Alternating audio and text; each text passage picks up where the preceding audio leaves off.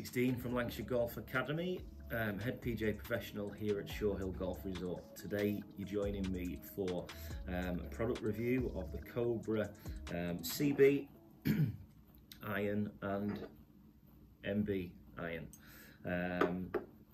Some of you may know that I'm a Cobra Puma ambassador, so I use the kit.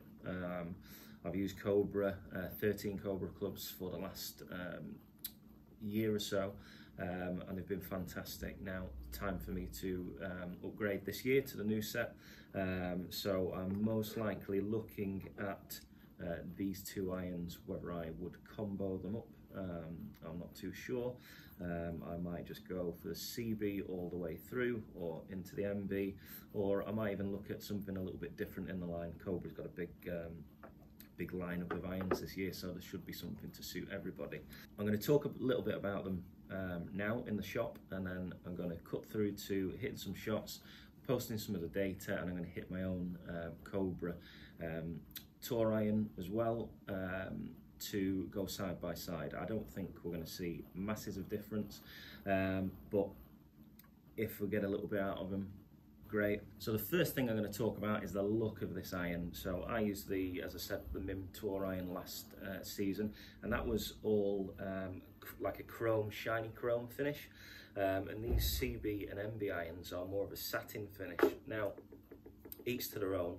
I don't mind either look, but the satin is quite nice because it's going to reduce a little bit of glare. So when it's sunny, and I had the snakebite wedges last year, what would often happen is the glare of the sun bouncing off the wedges, so that could be a little bit obtrusive at times, a little bit hard to focus or concentrate looking down at the ball when you've got the glint of the sun hitting the chrome finish. If we sit both these irons down, just looking at them in my hand, so there's no shaft attached, but just looking at them down side by side, they're pretty similar. The top line is a little bit smaller on the blade, a little bit thicker on the CB, but what is noticeable on both of the clubs is the sole width of the CB is considerably wider than the MB. I'm not really a fan of a big wide sole. That's probably, with the CB, that's probably the widest I'd like to go. I like them a little bit thinner, to be honest, so straight away this is saying to me maybe I would play the CB in the longer clubs, and then the shorter clubs like 6 iron onwards I'd possibly go into this MB. Sitting them down, the head width, so from front to back, heel to toe, actually look quite similar. The only difference is there's a little bit less offset with the blade, and the top line's a little bit thinner. Other than that, I can kind of live with that. So it's a nice progression from the CB into the blade. And as I say, anyone who maybe played the tour iron like I have last year and is used to that sort of small compact look and fancies a blade, this isn't going to be so scary when you look down at it, because as I say, from front to back it is pretty much the same length. It's just that top line that's a little bit thinner. I believe that you can buy the sets in a kind of stock offering, which would be 40 pitching wedge, where you go 4, 5, 6 in the CB iron and a 7, 8, 9 wedge in the muscle back blade. As far as I'm aware, you can get 3 to pitching wedge in the blade, and you can get 3 to pitching wedge in the CB iron. So as I say, if you like all CBs, you can go in that way. If you like all blades, you can go in that way. The 7 iron is 34 degrees, so fairly standard in a player's iron. A lot of the new sort of breed of players' irons are much stronger through the set, so you're seeing 3 irons at sort of 19 degrees now, and I think the new forged tour iron, which is out by Cobra, the 3 iron is about 19 degrees, so much stronger, much more powerful loft. But that all depends on your swing and how you flight the golf. These all retail over £1,000. You definitely want to get custom fit to make sure that you're getting, you know, the apex of the ball flight in a good window. You want the lie angle correct. going to get your shaft right. So you're spending that sort of money, it's definitely worth getting a fitting.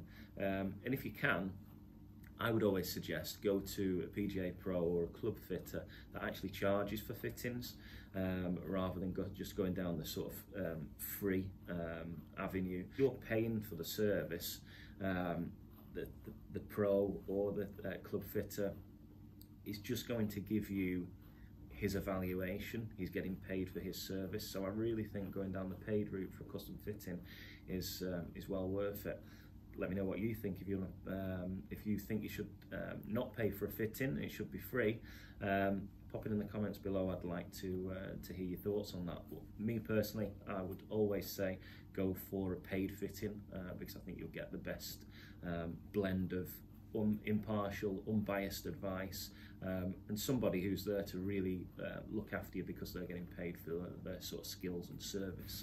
So I believe with this this CB and MB, it's a 5-step forging process, which is supposed to give you a really good feel, soft feel off the club face. I'd be really interested to try that because I like the MIM Tour irons that I have. But if I could get them a little bit softer and not really lose anything, I like the distance of the irons, I like the ball flight, but if I could get them a little bit softer, these could well be a worthwhile replacement for me. I've used blades in the past and really enjoyed them, and I've not really found that using a blade my scoring's been affected. Certainly if you miss-hit them, they will drop off in distance. You know, if you get to a certain level, a certain standard of ball striking, then a blade can be really good, and I wouldn't really say that's handicap dependent. For me, blades are not really in the equation for most people. Sort of new breed of players iron, which they're small, sleek and powerful iron lofts. People are getting that sort of forgiveness they desire, getting the looks they desire, that sort of smaller looking club head. So that sort of iron category is really on the uplift. 15-20 years ago, if you wanted forgiveness, it'd be a bulky, oversized iron, and then there'd be blades or small cavity backs. So a little bit of a roundup before I go and hit some of these shots. We've got the blade, we've got the CB, both forged irons, satin looks, classic looking irons. They remind me of Titleist really. Thicker top line on the CB, thinner top line on the MB. Little bit of forgiveness in there on that CB. And as I say, they look great, so I'm looking forward to hitting them.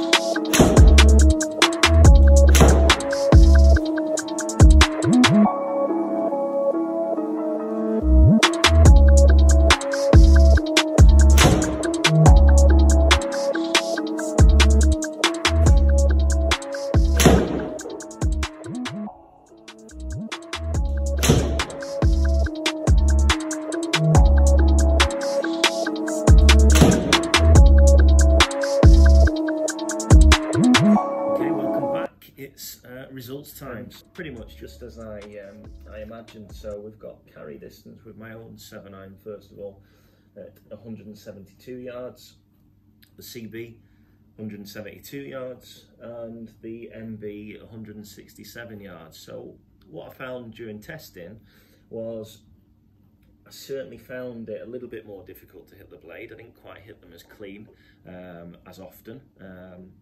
That's user error, not the clubs by any means, but a blade is, you know, a little bit more difficult to use. As I say, from 167 to 172 is not really a massive difference, so that wouldn't put me off. I was really interested in seeing how the sole would perform outside on the turf, so I've not tried that yet, but that's certainly something I'm going to be doing. Just on that point, when we do a fitting here at Lancashire Golf Academy, we tend to charge for fitting, and also once we've built the golf club up, and got the spec for the customer, we often let them take the golf club, the demo 7 iron out on the golf course, so they can really experience how that golf club is going to work in and out of the grass, rather than just in the studio on a dry sort of mat. So it's really important, because when you're playing golf, you're going to be playing off a variety of different lies: uphill, side hill, downhill. So it's really important that you know, when you're purchasing a new set of golf clubs, to really try them in different conditions. So we really do urge people to, once they've come for a fitting, to really try them on the golf course. The spin, my own club has got the lowest spin, so 5,208. My lofts are just standard on my Cobra MIM Tour irons. And I do find that the golf ball does spin a little bit less indoors, off the mat. So I'm always aware of that when we're doing fittings. The CB 7 iron is 5437, so a little bit more. And then going into the MB blade, it's 6149, so it did jump up considerably compared to my own club. So that's something to certainly look at. Ball speed, we've got 120 for my own club, 120 for the CB, and 118, so just 2 miles an hour slower with the MB. And again, that's just going back to that sort of forgiveness issue, not quite hitting it as well with the MB. So we've just got a slight drop off there, but again, that really doesn't concern me. And then finally the apex, so the height of the shot, the peak height of the shot. So we've got 105 with my own club, we've got 102, so just a little bit lower, 3 feet lower with the CB, and then 101, so just 1 foot lower with the MB. So again, in a nice window. I expected them to be very similar to my own club. When I change the golf clubs, essentially they're going to be based on looks and feel, so I'm going to change really based on that. I'm not really going to get any more performance from them. I'm really happy with the Cobra clubs that I've got now, so it's just freshen them up for this year. When you're changing golf clubs, it doesn't always have to be sort of led by distance. I really am interested in trying this blade to see how that sole works through the turf, and maybe combo the setup to get a nice blend of forgiveness. Forgiveness and playability. I don't really see that with many golfers until they come in for a custom fit. So something to think about. Really start thinking about how you're going to make your setup if you're in the market for a new set of golf clubs. Don't just think of buying one set of sort of matching clubs. Pick and choose what you need, because that really is going to help you. Speak to your PGA professional or club fitter, and they can really help you out with that. If you've liked the video, please like and subscribe. Hit us up in the comments section if there's anything you want to see in particular. Let us know and we'll see if we can do that. We look forward to seeing you again next time.